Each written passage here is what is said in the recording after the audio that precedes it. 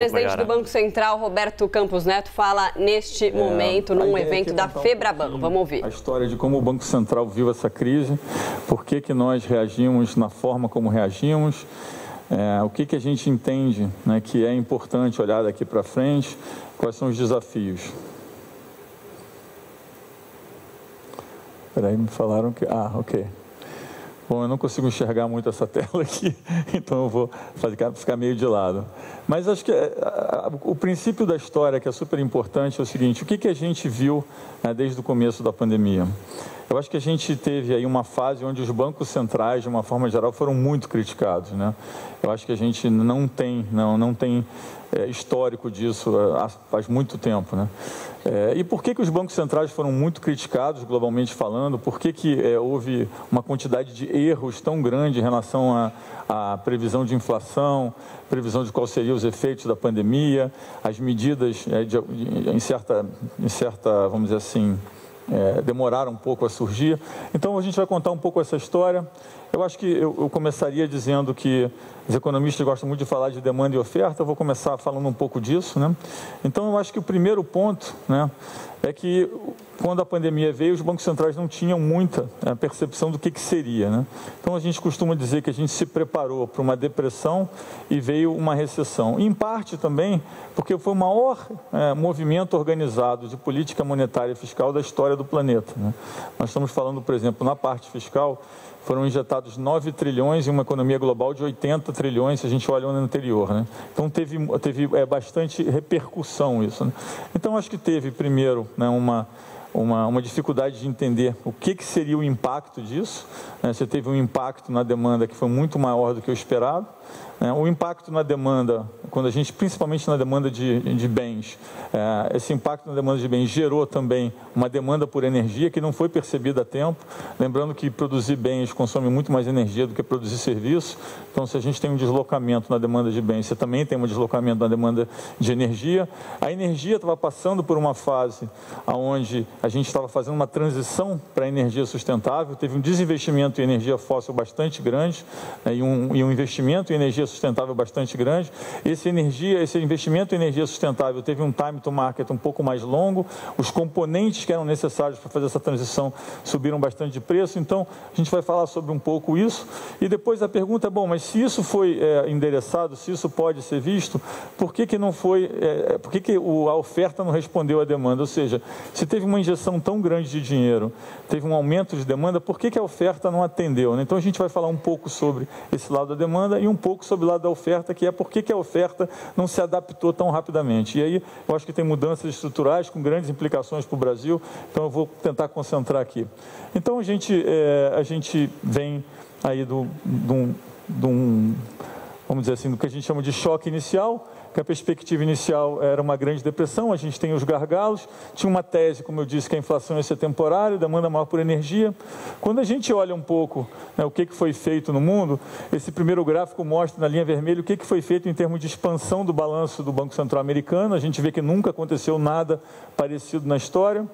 E aí talvez essa parte de baixo seja a parte mais importante para entender esse primeiro, né, vamos dizer, esse primeiro erro de interpretação, que é o seguinte: o consumo de bens, quando a gente olha, né, uma linha de tendência, ele subiu muito acima da linha e ele até hoje não caiu na linha. Isso é um cenário americano, mas se a gente olhar a Ásia é muito parecido. Obviamente tem alguns outros países que não seguem o mesmo padrão, mas como o mercado americano é muito importante, a gente usou aqui para explicar. Então, e lembrando também que havia uma tese de que você, na verdade, não tinha, né, um problema de demanda, você tinha um problema de oferta, porque as pessoas estavam em casa. Se as pessoas estavam em casa, elas não estavam produzindo, então elas estavam consumindo bens porque estavam em casa, não estavam consumindo serviços, e que quando a mobilidade voltasse, com o fim da pandemia, isso ia se equilibrar naturalmente. A gente vê claramente que esse equilíbrio não ocorreu, e essa é uma das fontes da inflação que a gente viu mais persistente no mundo. Naquele gráfico ali, a gente vê também um trabalho que foi feito, inclusive, um dos autores foi a Fernanda, que trabalhou no Banco Central do Brasil e agora trabalha no Banco Central americano, que mostra o efeito, né, da inflação americana com o pacote fiscal e sem o suporte fiscal. A gente vê exatamente ali o efeito que teve. E aí, falando um pouco já, entendendo que a gente teve então esse aumento na demanda por bens, que gerou um aumento na demanda de energia, e a gente conviveu com um fenômeno bastante diferente do passado também, que é o preço de energia subindo, mas o capex de energia caindo. É a primeira vez que a gente teve uma falta de correlação tão grande entre demanda de energia e capex de energia, um pouco, né, pela transição que a gente está fazendo, uma transição para uma energia mais sustentável, mas isso teve implicações de curto prazo no preço de energia que fizeram com que a demanda, com que a inflação fosse mais persistente. A gente consegue ver ali naquele gráfico o capex de energia nas mínimas histórias, mesmo com o preço perto da máxima. A gente vê os diversos preços de componentes que são usados para a transição verde subindo bastante rapidamente, né? Lembrando que alguns desses componentes, a extração deles, ela não é feita de forma sustentável, apesar do componente ser importante, né, para atingir essa transição energética. Bom, aí depois a gente chega num período onde a gente entra nessa segunda crise. Lembrando que o banqueiro central gosta de dizer que a coisa mais difícil é trabalhar com incerteza, né? O que a gente mais teve nos últimos 2 anos foi incerteza, então a gente teve essa primeira incerteza da pandemia, depois veio a guerra entre a Rússia e a Ucrânia, e aí a gente começou a ter um novo capítulo, né, com inflação de energia bastante pronunciado. A gente tinha bastante dificuldade de oferta de energia na Europa. Na Europa nós tivemos mais de um problema. As pessoas focam muito no problema do gás, mas as empresas elétricas da Europa quase todas quebraram. Lembrando que grande parte delas fazia o hedge em energia futura, né? E quando o preço oscilou muito, elas não tinham caixa, não tinham como pagar, né, os ajustes. Os bancos também saíram. Alguns governos tiveram que fazer planos para socorrer as empresas elétricas na Europa. Elas estão com o menor capex da história há 3 anos, então assim, a gente tem um problema, inclusive olhando para frente. Então a gente teve esse problema energético na Europa, teve um problema no mundo de fertilizantes, e aí os países se mobilizaram de novo, pensando assim, não, a gente precisa fazer programas para endereçar, né, esse aumento de preço de energia e de alimento que está afetando tanto a população mais carente do mundo. E aí acho que tem uma literatura, tem um debate muito grande, qual é o modelo perfeito, né, para atender exatamente esse problema. Lembrando que o Brasil, nesse sentido, né, ele tem até uma situação mais, vamos dizer assim, privilegiada, porque de um lado você tem um choque positivo, porque se eu produzo mais do que eu consumo de uma coisa que está subindo de preço, eu tenho esse choque positivo. Do outro lado eu tenho um choque negativo, porque fere o tecido social. Então a gente tem que imaginar, tem que pensar como é que a gente faz esse programa, entendendo que você tem um choque positivo de um lado e um negativo do outro, lembrando que outros países tiveram um choque negativo dos dois lados, né? Quem é importador de commodities tem um choque negativo de um lado e negativo do outro. Então a gente discutiu muito, e aí o que se chega à conclusão é que o ideal é o modelo que a gente chama de 3T, né? Que é Target, Temporary e Tailored, que é basicamente temporário, direcionado e sob medida. E aí o que a gente aprende na prática é que o modelo 3T é muito difícil de ser implementado. Primeiro porque o temporário acaba virando permanente, depois porque fazer medidas target, ou seja, medidas direcionadas, são muito difíceis no curto prazo, e o problema necessitava uma solução de curto prazo, e depois porque você calibrar, né, dentro de direcionamentos também se mostrou bastante difícil. Então a gente viu que poucos países realmente conseguiram fazer esse modelo 3T, que seria o modelo, vamos dizer assim, mais perfeito nesse sentido. Aí, quando a gente começa a olhar a parte de energia, a gente vê aí que as medidas que o Brasil adotou fizeram com que o preço de energia caísse muito abruptamente. Obviamente, a pergunta que vem à cabeça, bom, mas então o Brasil gastou uma fortuna para fazer isso? E aí a gente consegue ver ali no gráfico que isso não é verdade. Quando a gente pega em percentual do PIB, do que foi gasto em medidas de enfrentamento à energia e alimento, o Brasil ali, eu diria que está abaixo da média, bem abaixo da média.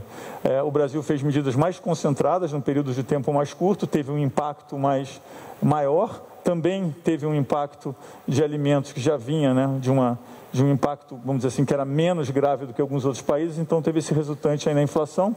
A gente ainda inflações bastante altas. O Reino Unido, né, especialmente, que a gente tem acompanhado aí os problemas que eles têm tido, com uma inflação que parecia que ia cair e deu um repique para cima. Eu sempre digo que a gente a gente ainda não venceu essa batalha da inflação, nem localmente, nem globalmente. É importante persistir. E aí vem a pergunta, bom, mas você está falando muito da parte da demanda, então você está dizendo que foi colocado muito dinheiro em circulação e que esse dinheiro fez com que a demanda por bens subisse muito, e que vocês não conseguiram, né, vocês, bancos centrais, não conseguiram identificar a subida da demanda na proporção que ela teve. Teve também uma demanda de energia que subiu muito, mas a pergunta é por que a oferta não se adaptou? Né, geralmente a gente tem aí um modelo onde a gente enxerga essa, vamos dizer assim, essa adaptabilidade da oferta mais rápido, para não usar aqui um termo econômico. Então, aí a gente começa a estudar também esse outro lado. Então, a gente vê que, no final das contas, a gente vinha de um período muito grande, de muita bonança, com juros baixos no mundo inteiro, com vários governos entendendo que podiam imprimir dinheiro sem gerar inflação, com vários governos entendendo que não precisavam fazer reformas, porque estavam vendo, vamos dizer assim, as economias com uma inflação baixa e um crescimento relativamente sustentável. Mas aí começou a aparecer rachaduras nesse modelo. E as rachaduras no modelo vêm da produtividade baixa. Se a gente tiver que dizer assim, o que te mostra uma rachadura nesse modelo global? São a produtividade muito baixa, né? Então a gente vê que o que tinha gerado, né, vamos dizer assim, esse Golden Age, essa época dourada, estava começando, né, a sofrer impacto. A gente teve alteração na demografia, ruptura nas cadeias globais, um desvio grande aí no modelo de vantagens comparativas, cooperação tecnológica, que foi um dos elementos que mais ajudou, né, esse fator, vamos dizer assim. E aí a pergunta é, mas por que isso não foi antecipado? Bom, como eu disse, esse ambiente nublado por muita liquidez, juros baixos e alavancagem crescente, fez com que os governos se acomodassem e não avançassem em reformas que eram importantes. E aqui eu estou falando globalmente. O Brasil até, nesse sentido, avançou, né, em reformas, já nos últimos 4 anos, até mais do que isso, vem avançando em reformas. Então, a conclusão disso é que a gente tem pressões inflacionárias que são mais persistentes e que significa que, como a gente tem uma adaptabilidade da parte da oferta menor, toda vez que tiver um choque, a volatilidade da inflação vai ser maior daqui para frente. Ou seja, para o mesmo choque que a gente tenha na economia real, a gente vai ter uma inflação mais volátil daqui para frente. Isso tem algumas implicações que eu vou mencionar para frente. Bom, então a gente vê aqui nesse gráfico, isso aqui é basicamente reformas estruturais no mundo, né? E a gente vê, curiosamente, que todas as vezes que a produtividade caiu, se a gente olhar na história lá desde 100, 150 anos atrás, a produtividade cai e os governos reagem fazendo reformas, né? Mas não foi o caso nos últimos 10, 15 anos. A gente tem a produtividade caindo, bem perto do mínimo, com o volume de reformas no menor da história. E aí, tanto mercados emergentes como economias avançadas, lembrando que mais no passado mais recente, a gente só viu, a gente só viu reformas basicamente em mercados emergentes. E a gente consegue ver ali, né, basicamente, o gráfico de produtividade bastante parado. Então, o que a gente entende que pode ser feito? Isso tem uma implicação grande também para o Brasil, né? Primeiro, a gente precisa ser cauteloso em relação à inflação, né? A gente precisa entender que a gente tem uma trajetória, né, de inflação que a gente precisa reduzir a inflação, voltar a inflação para a meta. Esse é o maior, como foi mencionado pelo Isaac, é o melhor instrumento de previsibilidade de investimento, distribuição de renda, geração de emprego, né? Então a gente precisa, e a gente também, né, começa a perceber que, ao contrário do que os mercados precificam, talvez essa redução de inflação não seja linear, né?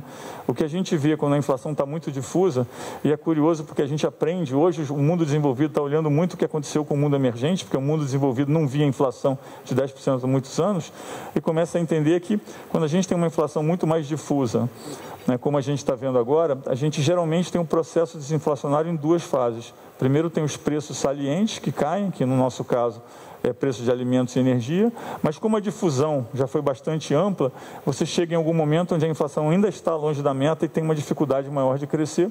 Então a gente entende que não vai ser linear o processo de desinflação, ao contrário do que precificam os mercados. A gente acha que é uma mensagem clara hoje, né, dos agentes econômicos de que os arcabouços fiscais precisam ter limites, né? A gente precisa reconhecer que a parte da oferta é menos adaptável, como eu mostrei, por diversas razões. Então, colocar mais dinheiro na economia, ao contrário do passado, onde a oferta se adaptava mais rapidamente, vai gerar uma volatilidade de inflação maior, né, e que garantir a credibilidade fiscal é essencial. Então, o que a gente entende que é mais importante agora são as políticas para fortalecer o lado de oferta.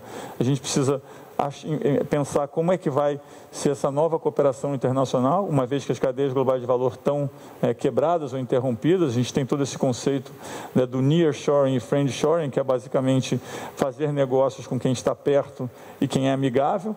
Eu acho que o Brasil tem uma oportunidade enorme nesse redesenho. Inclusive, tem estudos que mostram que você tem dois lados da balança. Você perde se você já estava inserido na cadeia global de valor e essa cadeia se quebra. Por outro lado, o Brasil, que nunca esteve muito inserido na cadeia global de valor, pode fazer parte desse movimento de reshoring. Então, por exemplo, o caso do México, tem até um estudo recente que mostra que no México ele perde mais do que ganha. Porque mesmo que ele seja agente desse reshoring, ele perde porque ele já estava inserido muito na cadeia global de valor. Não é o caso do Brasil. O Brasil tem aí uma relação de troca positiva nesse sentido, porque pode se aproveitar bastante desse movimento que a gente vai ter de reshoring, ou seja, vamos dizer assim, de reconstrução das cadeias globais. Aqui é um trabalho que foi feito recentemente pelo Bório, basicamente mostrando o efeito dos agregados monetários na inflação. E aqui é interessante porque a gente vê que países que tinham uma inflação muito baixa tinham a percepção de que essa expansão monetária não iria gerar inflação. O que o estudo mostra é que você tem aí, dividido em grupos de países que têm inflação abaixo de 4% e acima de 4%, você tem uma reação bem diferente. Ou seja, países que você tem a inflação muito baixa, você consegue expandir o agregado monetário, tendo um efeito menor na inflação, enquanto países com inflação mais alta, esse resultado é maior. Tem vários poréns nesse estudo, ele não demonstra causalidade, mas acho que é interessante. Inclusive, uma coisa que a gente está pensando em investigar é, ao invés de olhar simplesmente o nível de inflação, olhar a volatilidade da inflação. Porque se a gente está dizendo que a oferta vai ser menos adaptável daqui para frente, a gente está dizendo que para os diversos choques que virão pela frente, a inflação vai ser mais volátil. A inflação sendo mais volátil, né, com a incerteza maior, ela levanta aí esse piso e faz com que essa relação entre agregados e inflação seja, inclusive, mais inclinada. Mostra aqui também um estudo também que mostra basicamente que quando você tem uma expansão monetária grande, você tem uma dificuldade maior em prever a inflação. Então mostra de quanto maior foi a expansão monetária, maior foi a dificuldade em prever a inflação, né? Quando a gente olha a inflação de emergentes, aí o Brasil com destaque, com uma inflação caindo de novo, a gente tem que entender que parte dessa queda da inflação foram as medidas adotadas pelo governo, e aí principalmente a parte de queda de impostos em eletricidade, combustível e telecomunicações, mas a gente vê de fato que as inflações no mundo parece que chegaram, né, a um pico, ou pelo menos um patamar alto, e estão se acomodando ou caindo, e a gente vê isso inclusive quando a gente olha, né, os núcleos. Nos Estados Unidos a gente vê já 2 números de inflação, 3 se você olhar esse último que saiu, 3 números de inflações melhores. E aqui eu acho que a mensagem é: a preocupação global, ela vai deixar de ser puramente inflação. Eu acho que a gente está mudando o eixo da preocupação global para 2 outros temas. Primeiro, o quão grave vai ser a desaceleração global. E segundo, como nós vamos fazer uma coordenação entre política fiscal e monetária. É muito importante, teve uma coordenação muito grande na entrada, a coordenação está se mostrando mais difícil na saída, porque os governos têm ainda a necessidade de fazer, vamos dizer assim, os diversos pacotes, entendendo que existe uma necessidade social, mas a gente não pode ter a política monetária de um lado e a política fiscal do outro, e eu acho que isso é um dos temas hoje mais discutidos nos fóruns globais. Quando a gente pensa em termos de o que o mercado espera de curva de juros para frente, a gente vê que grande parte do trabalho, né, na visão dos mercados já foi feito. A gente tem alguns países ainda que a gente tem, vamos dizer assim, a curva, né, apressando algumas altas. No caso do Brasil, se a gente olhasse esses dados 3 semanas atrás, o mercado estaria dizendo basicamente que os juros iam começar a cair perto do meio do ano, e agora se inverteu e, na verdade, o mercado espera que o juros vai voltar a subir. Eu acho que aqui tem uma incerteza em relação ao arcabouço fiscal, que uma vez sanada, consegue, gerando credibilidade, para que o mercado possa entender que a trajetória da dívida é sustentável, a gente consiga reverter, né, esse quadro recente. De novo, o Banco Central não faz política fiscal, nós usamos a política fiscal como parte, né, da nossa modelagem, um input para as nossas reações, mas acho que é importante, né, destacar que grande parte do trabalho já foi feito, esse é o que o mercado entende, né? E que no caso do Brasil, inclusive, precificava uma queda de juros que foi revertida mais recentemente. Então, a pergunta que sobra é, mas o que acontece com o crescimento mundial? Bom, aí a gente está vendo notícias, vamos dizer assim, mais pessimistas, a gente vê pelo aquele gráfico de quadrinhos ali, quanto menos azul, mais vermelho tiver, significa notícias, vamos dizer assim, negativas em crescimento, e a gente começa a ver algumas surpresas. Quando a gente pega o índice de surpresas, o mercado também tem alguns índices de surpresa, esse índice de surpresa tem superado, tem sido mais negativo do que o esperado, em grande parte. Então fica uma pergunta de onde vem essa desaceleração. Bom, em parte vem dos Estados Unidos, em parte vem da China. A Ásia, que não sofreu com inflação no começo do processo, começa a sofrer um pouco mais com inflação, porque nesse segundo período a gente tem uma desvalorização de moedas asiáticas, ao contrário do que a gente está vendo nas moedas, vamos dizer assim, da América Latina. Aqui um dado muito interessante, que é o que acontece, né, com um portfólio que a gente chama de portfólio neutro, que é o 60-40, e a gente mostra uma perda enorme no ano de 2022, são 100 e poucos anos de dados, aí a gente vê que, são 100 anos de dados, a gente vê que teve uma perda grande em 1931, e quando a gente olha ali o desempenho anual do portfólio, a barrinha vermelha é a pior da história, né? Então sempre fica aquela pergunta, bom, mas se teve um efeito pobreza, ou seja, uma reação tão grande nos mercados globais, por que a gente não teve nenhum tipo de crise, né? Por que não tem, né? Bom, como os economistas dizem, por que não apareceu ninguém boiando, né? Então a gente vê que o sistema financeiro está mais sólido, teve uma menor alavancagem, tem muito risco hoje que não está no sistema financeiro, que ele saiu do sistema financeiro, né? E a gente vê, por exemplo, o mercado de criptomoedas recentemente sofreu um baque muito grande, não afetou, né, o mundo financeiro, né, de forma alguma. Então a gente começa a ver aí esse movimento, mas isso tem uma implicação, né, para a economia. O que aconteceu na Inglaterra, eu acho que é sempre importante mencionar, é a primeira vez que eu me lembro, né, na minha vida, de ver o mercado reagindo a um plano fiscal de um país desenvolvido como se esse país fosse um país emergente. Lembrando que se o Banco Central da Inglaterra não tivesse atuado no dia seguinte comprando guilds, os fundos de pensão da Inglaterra teriam amanhecido quebrados, né? Estamos falando de um problema bastante grande, inclusive que ia contaminar toda a economia real da Inglaterra. Então, inclusive gerou aí a troca de governo. Eu acho que essa é uma mensagem importante da sensibilidade, né, fiscal que os mercados têm hoje, né, em relação, porque de uma certa forma a dívida que foi feita nesse processo de pandemia e de medidas de enfrentamento à energia e alimentos foram medidas muito boas, mas que geraram muita dívida. Eu acho que hoje os agentes econômicos estão, vamos dizer assim, ansiosos para ver qual é o plano, né, que os governos têm para diminuir essa dívida ou fazer essa dívida convergir, né?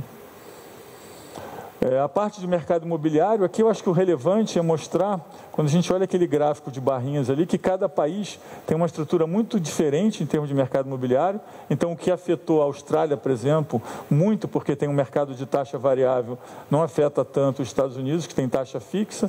A gente tem outros dados que mostram mais ou menos isso, mas a gente vê que o que a gente chama de affordability, ou seja, a capacidade das pessoas, né, entrarem no mercado imobiliário ficou bastante dificultada. A gente consegue ver o preço, né, das hipotecas de 30 anos nos Estados Unidos disparando, né, com esse aumento de juros recente.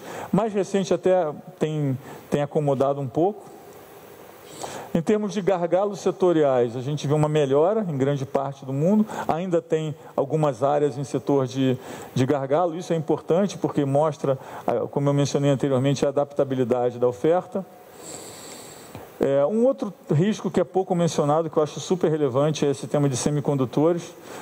Os Estados Unidos têm um embargo na China hoje de semicondutores que é bastante grave, né? Conversando com pessoas do setor, eles acham que talvez seja um problema para a China, inclusive maior do que o problema de imobiliário. Lembrando que os semicondutores de alta qualidade têm uma tecnologia que é muito restrita aos Estados Unidos, né? E que sem os semicondutores de alta qualidade você não consegue fazer os outros semicondutores, porque as máquinas necessitam. E a gente vê aí um pouco, então, a dependência no caso de Taiwan. Eu acho que denota a importância dessa estabilidade geopolítica de Taiwan. Lembrando que se a gente tiver uma ruptura no setor de semicondutores hoje, o efeito vai ser pior do que o efeito energético que foi sofrido na Europa, na nossa opinião. Então, é um tema que não é muito comentado, mas eu acho interessante lembrar, porque a gente sempre fica pensando qual é a próxima grande crise que pode vir. Eu acho que o tema de semicondutores é super relevante. Então, a gente passa a falar um pouco mais específico do Brasil. A gente começa a tentar entender, né, essas revisões que foram feitas mais recentemente. Eu acho que fica bastante claro que as reformas realizadas nos últimos anos têm algum efeito de oferta. Se a gente pegar a reforma trabalhista, todos esses marcos que foram aprovados, a gente vê algum efeito na oferta, né? A gente também gosta de sempre enfatizar a mensagem de que a redução do crédito subsidiado contribuiu para reduzir a taxa neutra. Tem vários trabalhos feitos nesse sentido, inclusive teve um trabalho recente feito por um ex-diretor do Banco Central, né? Dizer que o Banco Central identificou rapidamente os efeitos negativos da pandemia, foi o primeiro Banco Central a injetar liquidez e capital no sistema financeiro. Nossa primeira injeção de liquidez foi em março de 2020, né? O Isaac vai lembrar bem, a pandemia nem tinha sido decretada ainda, né? E na parte de inflação também, eu acho que o Banco Central do Brasil foi o primeiro que se moveu no sentido de entender que a inflação era mais persistente, que a gente precisava atuar, né, de forma mais enfática.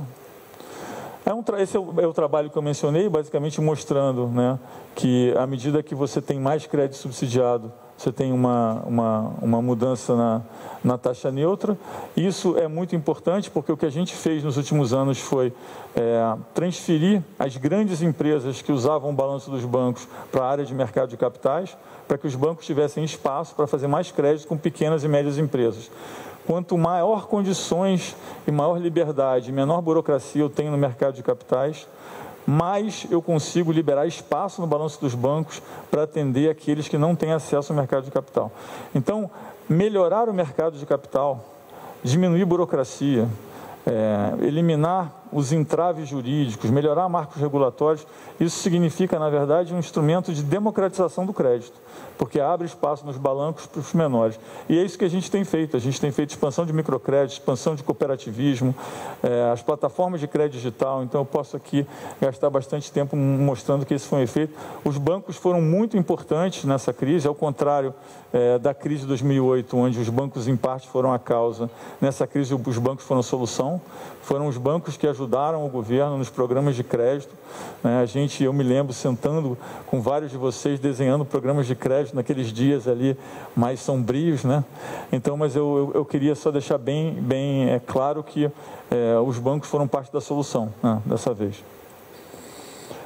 Falando um pouco de inflação, acho que não vou ter tempo para falar muito qualitativamente. A gente tem tido uma melhora incipiente, qualitativamente falando, na inflação brasileira. A gente, de novo, não acha que a batalha está ganha, que é importante persistir. A gente teve o IPCA 15 agora mais recente. Qualitativamente, a gente vem acompanhando algumas melhoras. Tem alguns itens que estavam subindo há bastante tempo, que nos causavam estranhezas, que têm melhorado. Não vou focar muito no qualitativo, mas aqui acho que a mensagem mais importante a gente precisa, obviamente, ver o que acontece com a inflação global, mas a gente vai ter um fator positivo externo, porque a gente está vendo uma desaceleração mundial, e aí fica sempre aquele questionamento, mas isso é bom ou ruim para o Brasil? Porque quando a gente tem uma desaceleração global, o preço de commodity cai. Quando o preço de commodity cai, por um lado, a gente tem uma inflação mais baixa, porque os preços de commodity estão caindo. Por outro lado, geralmente, quando o preço de commodity cai, a moeda brasileira se desvaloriza. Então, você tem um efeito, vamos dizer assim, que contrabalança isso. Então, depende muito de como esse processo é feito. A gente entende que a moeda brasileira tem respondido menos a esse movimento de commodities e, por isso, se esse movimento de desaceleração global for coordenado, vai ter um efeito benéfico na inflação. A gente precisa esperar. A gente vê também um movimento de desaceleração da China, que tem jogado pressionado um pouco commodities para baixo. Então, a parte externa a gente acha que deve contribuir. Lembrando também que tem um ajuste monetário que os outros países fizeram, que ainda vão entrar em vigor. Esse gráfico é um gráfico que eu gosto muito, basicamente compara a inflação, esse gráfico da linha laranja. Ele basicamente compara a inflação brasileira com uma média de inflação dos países envolvidos desde 2002. E a gente vê que a gente teve fenômenos onde a inflação foi puramente brasileira e a gente tem fenômenos onde a inflação acompanhou a média. E a gente vê que o fenômeno mais recente de inflação brasileira foi um fenômeno onde a inflação brasileira foi bem menor do que a inflação média, ao contrário do que se viu no passado. A gente vê também que a inflação está bastante perto da média, quando a gente olha os intervalos e as metas. Eu vou passar aqui um pouquinho mais rápido. Revisão de crescimento para cima também, a gente falou sobre isso. A gente tem ainda um número de crescimento para o ano que vem um pouco mais baixo, em parte pela desaceleração global, em parte pelo efeito dos ajustes monetários que foram feitos, que ainda vão ter efeito na economia. A gente vê aí a parte de serviços, né, voltando mais rapidamente. Vou passar aqui um pouco mais rápido. Acho que o Isaac falou bastante sobre crédito. A gente tem aí um volume de crédito com crescimento saudável durante toda a pandemia. A gente tem uma taxa de inadimplência, de fato, um pouco maior na ponta. Mas eu acho que o mais importante é o que a gente tinha pensado em fazer. Na verdade, a minha primeira apresentação aqui na Febraban, no primeiro ano, a gente disse exatamente isso, que a gente queria melhorar o mercado de capitais para fazer com que as empresas fossem mais ao mercado de capitais e os bancos pudessem fazer mais crédito para os pequenos e médios. Isso valia para tudo. Na agricultura, a gente transferiu muito mais recursos para o Pronafiano, que é exatamente o pequeno produtor. A gente fez cooperativismo, a gente fez o microcrédito, e aqui a gente consegue ver um pouco, né, dessas mudanças que tiveram entre 2017 e 2022, na linha um pouco do que a gente tinha falado. Algumas coisas crescem muito, mas tem base muito pequena, como o cooperativismo, mas já começa a ser relevante. A parte fiscal, que eu acho que é o que tem dominado o noticiário recente, eu acho que eu enfatizaria que se a gente pensar em final de 2022, a dívida está bem parecida, né, com o que era no antes pandemia. Se a gente olhar aí uma coleção de países e pegar a dívida, comparativamente falando, e olhar antes da pandemia e depois, o Brasil apresenta um número que não é muito mais alto, mas o problema é que vários desses programas se tornaram permanentes e aí gera uma pressão, né, na expectativa de trajetória da dívida futura. A gente fez uma simulaçãozinha rápida e não cabe muito de novo ao Banco Central falar sobre isso, mas em relação ao que era o questionário que nós enviávamos para os agentes financeiros e o que saiu em termos de projeto, eu acho que isso aqui, inclusive, já deve estar defasado, porque eu vejo que tem muitas atualizações nesse tema. Eu acho que o ministro Haddad vai poder falar melhor do que eu sobre isso. E vou falar um pouco da visão de futuro. Então, a gente acha que é preciso ter um plano coeso, com coerência fiscal, continuidade das reformas, políticas que conciliem aí o atendimento das demandas sociais com a sustentabilidade fiscal. E muito importante seguir com a agenda de reforma estrutural. O Isaac mencionou a parte tributária. Eu diria que a parte tributária e a reforma do Estado é muito importante também. O Brasil é um forte candidato a se beneficiar desse novo cenário global. E eu acho que quando a gente olha nas Américas hoje, um país que tem capacidade de produzir energia renovável em grande quantidade, não tem outro candidato. Bom, falar um pouco da agenda digital, acho que eu já até passei um pouquinho do meu tempo, vou apressar aqui um pouco, mas basicamente esse é um tema que a gente tem trabalhado bastante. A gente acha que isso isso é um tema ligado à intermediação financeira, mas que gera inclusão, gera, vamos dizer assim, mais competição no sistema bancário, gera benefício em termos de spread. Então, basicamente, a gente sempre pergunta o que tem acontecido no mundo digital. As pessoas estão procurando aí por uma representação de valor, né, digital, ou seja, pegando um ativo, colocando um encryption nesse ativo e negociando numa plataforma DLT. A gente acha que esse apesar da recente volatilidade no mundo de criptomoeda, a gente acha que essa é uma tendência que veio para ficar. Então, acho que o grande verdadeiro é se a gente está migrando o sistema bancário de uma economia para uma economia tokenizada, ou seja, a gente vai ver menos os bancos em um sistema de contas e mais em um sistema de tokens, né? Seguir aqui um pouquinho mais rápido, perdão. Em termos de agenda tecnológica, falar um pouco do Pix. A gente fez 2 anos de Pix.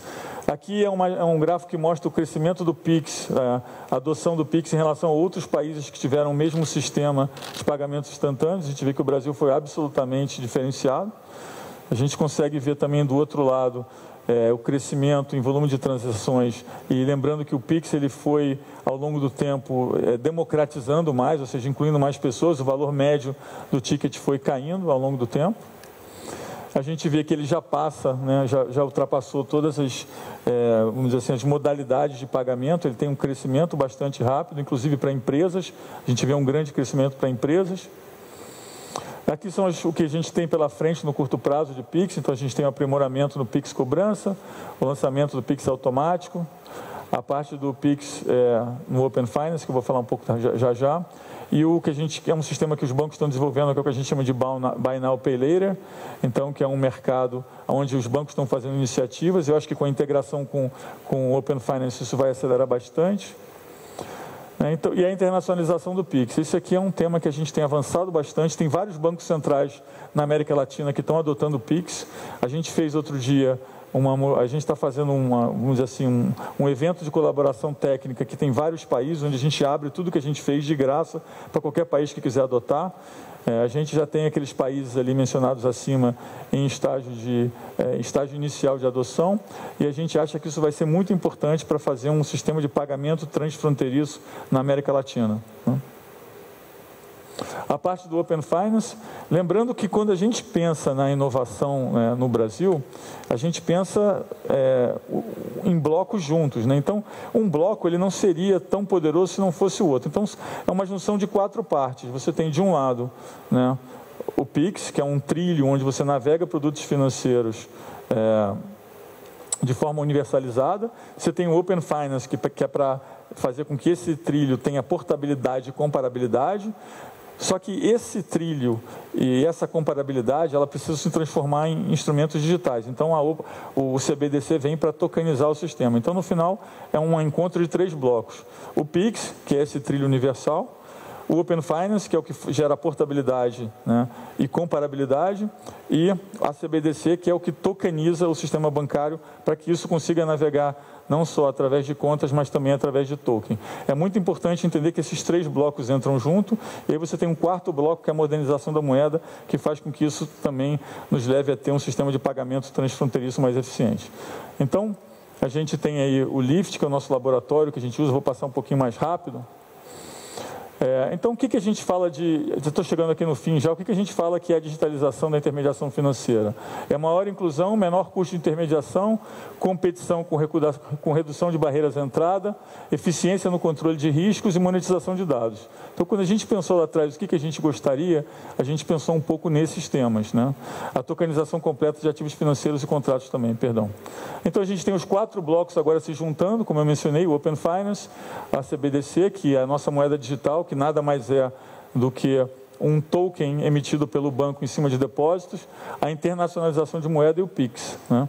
E aí a gente vai falar assim um pouco sobre os 4 blocos fundamentais e como que eles vão interagir, né? Então a gente tem uma parte de internacionalização de moedas e abertura de mercado de capitais, o sistema universal de pagamentos, o Pix. Aí no Pix a gente tem um amplo uso pela população, um sistema que é barato, programável.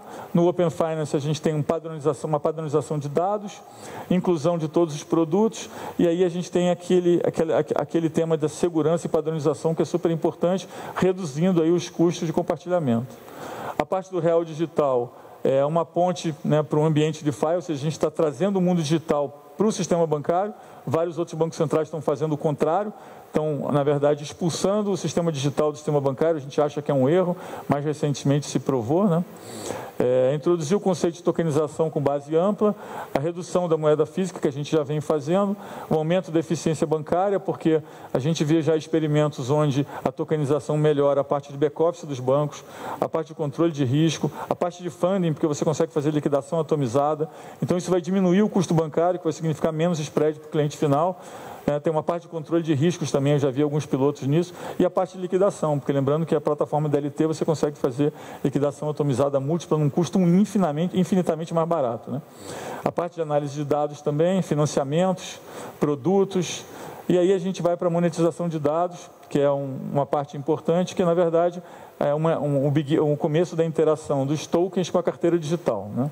Então, basicamente, eu vou passar aqui para as fases do processo para terminar. A gente está numa fase agora de interação entre o Pix e o Open Finance, através do programa de iniciação de pagamento. Esse é como a gente vê os 4 blocos se juntando. O primeiro é uma junção do Pix e Open Finance, e aí a gente tem a segunda, que é o Pix com outros produtos. A gente entende que os bancos vão começar a fazer crédito via Pix, e aí a gente vai poder interagir com outros produtos. Eu botei ali até crédito. A parte de internacionalização da moeda, e a gente já está vendo também com outros bancos centrais adotando o Pix. Então, essa é a terceira parte. E aí a gente tem uma quarta parte, que é a interação do Pix com o real digital, que é você fazer tudo isso, mas de forma tokenizada, né? Então, a carteira digital e não digital. A gente tem uma quinta parte, que é o digital com Open Finance, que é você tokenizar e gerar portabilidade nos tokens ao mesmo tempo. E a gente tem um agregador financeiro, que foi até um teaser que eu fiz numa das reuniões da Febraban no passado, que é você passar a ter uma competição por canal e não somente por produto. No mundo físico você tem competição por produto e por canal, no mundo financeiro hoje você tem muito mais competição por produto do que por canal, e o que significa isso? E por fim a carteira digital. Então, isso aqui é basicamente o que eu acho que vai ser um app isso aqui é basicamente um teaser, ou seja, o que seria essa integração total que eu estou dizendo. Ao invés de você ter no seu celular vários apps de vários bancos, você vai ter algum tipo de integrador, que vai ser feito de forma privada. Você vai entrar, por exemplo, você não vai ter mais um app de um banco, um app de 2, 3, 4 bancos, você vai ter um só. Você vai entrar nesse app, você vai ter as funções, por exemplo, se você quiser fazer Pix, crédito ou débito, você vai escolher ali, ele vai dizer todos os saldos que você tem nos seus bancos, tem a parte de investimento, outros serviços, ele tem uma carteira digital, que vai ser os tokens emitidos pelos bancos, você pode ter outros stablecoins também, que vão ser, porque os bancos vão poder custodiar ativos digitais, você vai poder trafegar entre a carteira física e a carteira digital, você vai ter uma posição consolidada, que é muito parecido com um produto que existe hoje em banco de investimento, que chama Cash Management, que é basicamente você vê tudo de forma integrada, com programabilidade, e você vai ter o fluxo de pagamento, porque você vai conseguir mapear todo o seu fluxo. Então, basicamente, seu mundo financeiro vai estar de forma agregada, e os bancos vão conseguir competir online por produtos e serviços. A gente entende que isso facilita a vida das pessoas, mas também vai bancarizar e vai segmentar o produto para que, no final das contas, as pessoas tenham produtos melhores a preços mais acessíveis. Muito obrigado. É isso.